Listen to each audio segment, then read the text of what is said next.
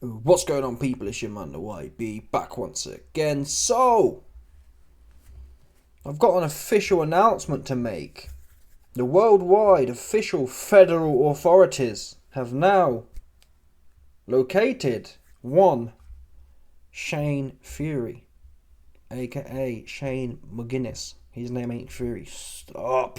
That's what his name isn't. The Fury name's a big scam. It's McGuinness. So we found, essentially, that's what took a long time. People are saying, YB, it's been 6 weeks. Why can't we find the Fury family? Oh, yeah. I had a source, secret source, 100%, who passed me the real documents of these cats, and their name is McGuinness. That's why Interpol couldn't find them. They weren't on the radar. Because when Tyson Fury and these cats signed through the airport, yeah, it's McGuinness. It's not Fury. Tyson Fury, it sounds good, fair play to them, good marketing scam, yeah, but the name McGuinness. So ever since I passed Interpol the real information, they found this guy, and this is his interview. Interpol questioned him, "Hey man, what happened to your brother? Because you was running your mouth." Oh, he got it now. When John Fury headbutted that 15-year-old Ukrainian cat, yeah, Shane said, "Oh, he's sorry now. He got it.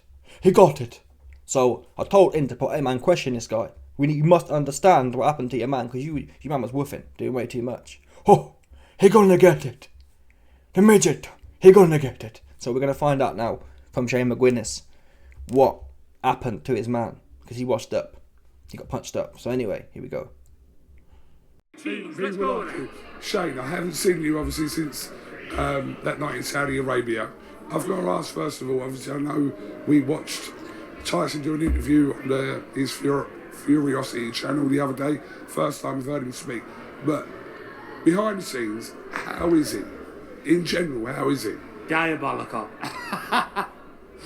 No, listen. I'm only asking that because, as a family, you've not suffered.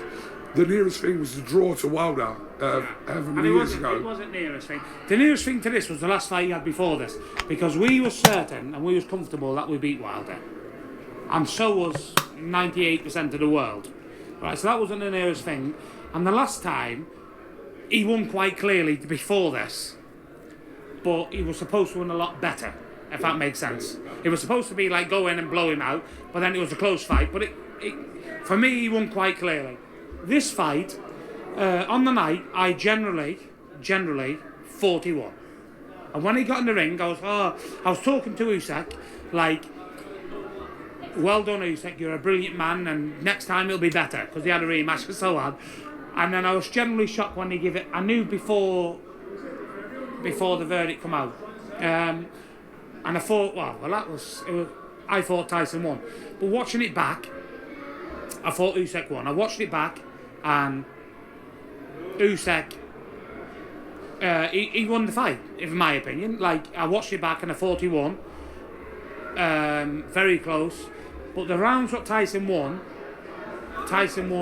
big time and hurt him and so on, and the Fair play to Shane. That's what I'll start off. Fair play to Shane for not lying.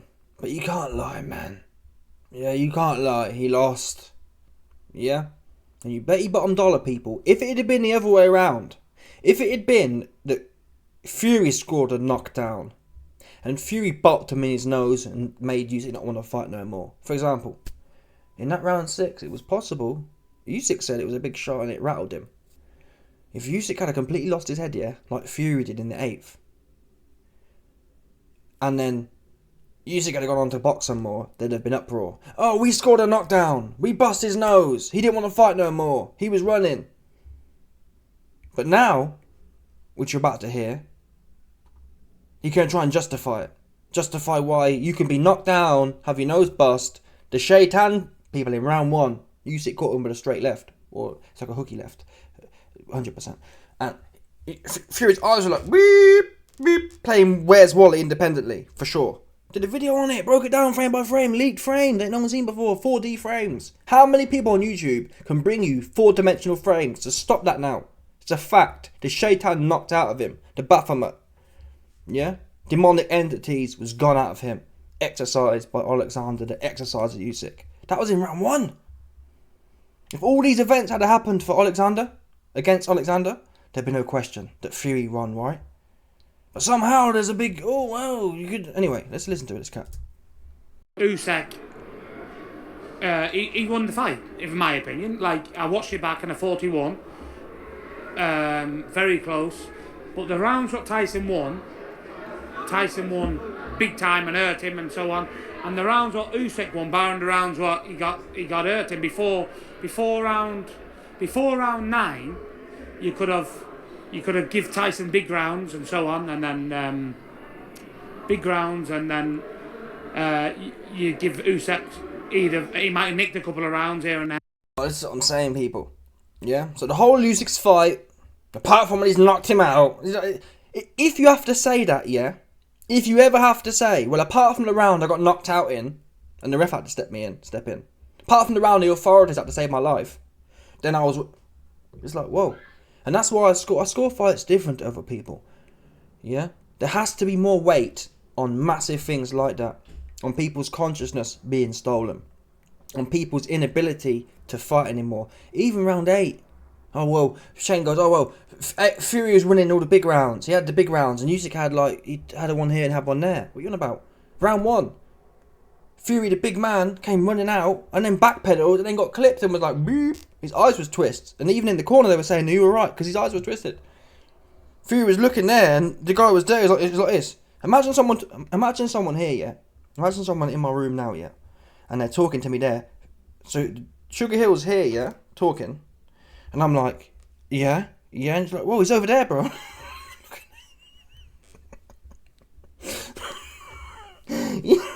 He knocked his eyes crossed in round 1.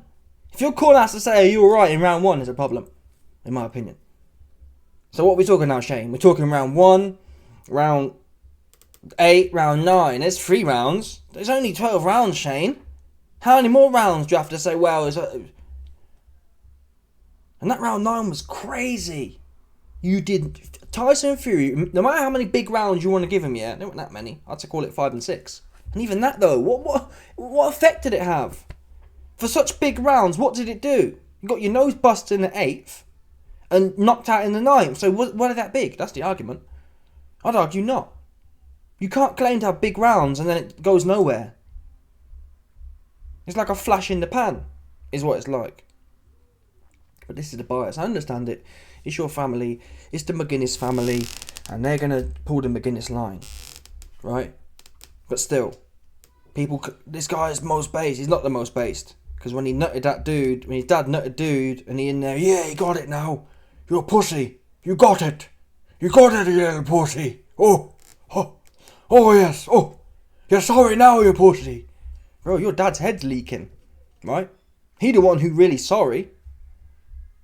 Yeah? If you scanned everyone's brain in that situation, that 15-year-old Ukrainian, it's well documented. The human body, you don't fully mature until you're like 25. That kid's 15, so he's got a soft cranium. Your dad's got a 65-year-old cranium. He bapped him and he had more damage.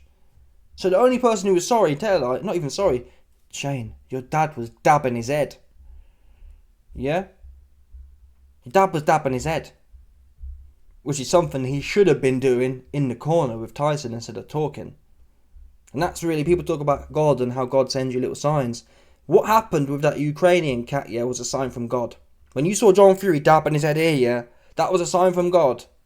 Hey man, John, don't talk so much. Don't rile off so much. Just dab Tyson's head. Because if John had done that, who knows what would have happened. If Sugar Hill was able to communicate properly, yeah, maybe if Tyson would have done something. I don't think it's likely. I don't think Tyson Fury wanted to fight no more. I think he was happy to survive, is the truth. But still, John Fury definitely didn't help. Not even once. Because he is a head dabber. He was a head dabber after he nutted the 15-year-old Ukrainian, the prepubescent. Fact. He didn't have no beard, people. That is prepubescent. The prepubescent teenager, you're nutted and you're sitting there doing what you do best, head dabbing. So. But the damage was done. And then the 8th round, he got punched on the nose and it disorientated him and he lost focus and then got caught just heavyweight boxer. It's heavyweight. Shane, you've just sat there and reeled off how the fight went. Oh, well, Tyson won all the big rounds and you can kind of give you can give Usyk a few. Oh, but actually, 8th, he got his known bust, and it completely changed the tone of the fight. That's critical damage. Tyson Fury didn't score no critical damage. No fight-defining damage. Usyk scored fight-defining damage. Round 8. Round 9. That's all you need. 2 rounds back-to-back. Fight-defining. After that point, Tyson Fury had no intention on engaging. He barely had any intention of engaging in round 1. But he did, because he came back in 5 and 6. But you get the point. Great boxing, and listen, it happens. But Shane, Tyson still believes, obviously I'm going off the back of that interview he done, he believes that he won that fight still, doesn't he? listen, it was a close fight. It was a close fight. Yeah. Either way, it was a close fight. Whatever, if you're a hater of him, if you love him, it was a close fight. It could have went either way. So the thing is, Usyk got the nod on the night, and it makes no difference. If we would have got the nod, we would have been talking like this, yeah, brilliant fight, undisputed champion. But he never got the nod. And like I say, listen, it's what it is. Then rounds, what could have went either way. I was being very critical when I... Listen, I thought there was a few, yeah, probably 4 rounds that could have gone either way, yeah. And that's why the point system is old and dusty. The point system's no good. You can't score a fight on who won a round here, who won a round there, for example. Why is that the wrong thing to do? Because not all rounds are made equal. Yeah?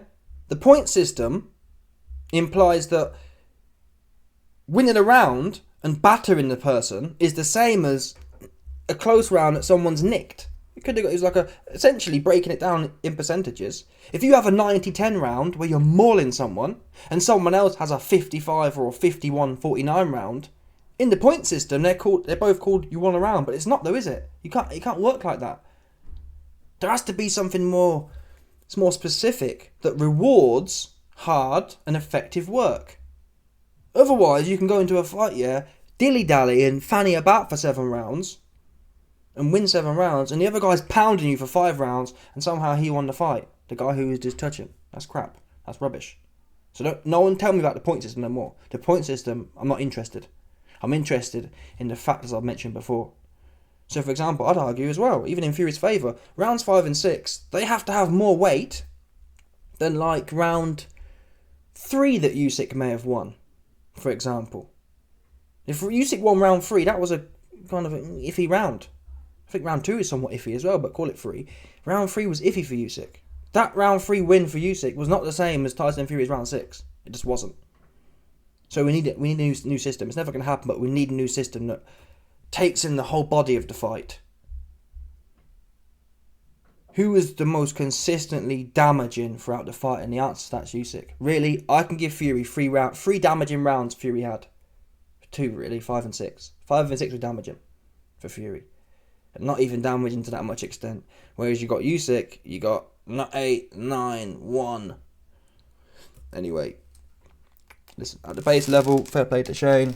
He at least told a bit of truth. I'll be very shocked if John comes out and he's still missing. Yeah, John's shoveling shit on a farm somewhere. Which, I guess, to be fair, someone said to me, YB, don't take the piss out of John. Don't take the piss out of John being sacked from Tyson's team and becoming a professional shit shoveler. He's working at listen, I respect any man who has a hard day's work, yeah. John's now working at a farm, caring for the horses. Someone's got to do it, and I respect that. That is actually, John's that kind of, Peter Fury said it, John's that kind of guy. Yeah, he needs simple instructions. Bag, shovel, shit.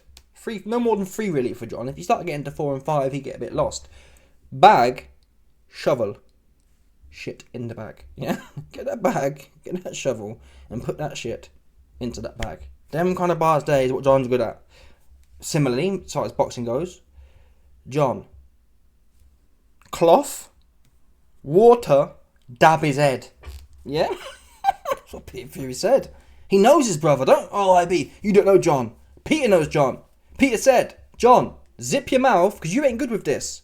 You ain't a thinker like that. You a dabber. John Fury's got a big upper body. He's very good at dabbing. He could do this all day. Yeah, just dab head. super quick. So, anyway, let me know your thoughts, people. Smash the like button, subscribe, like off the bell, 100%, no doubt about this. Some people stop it.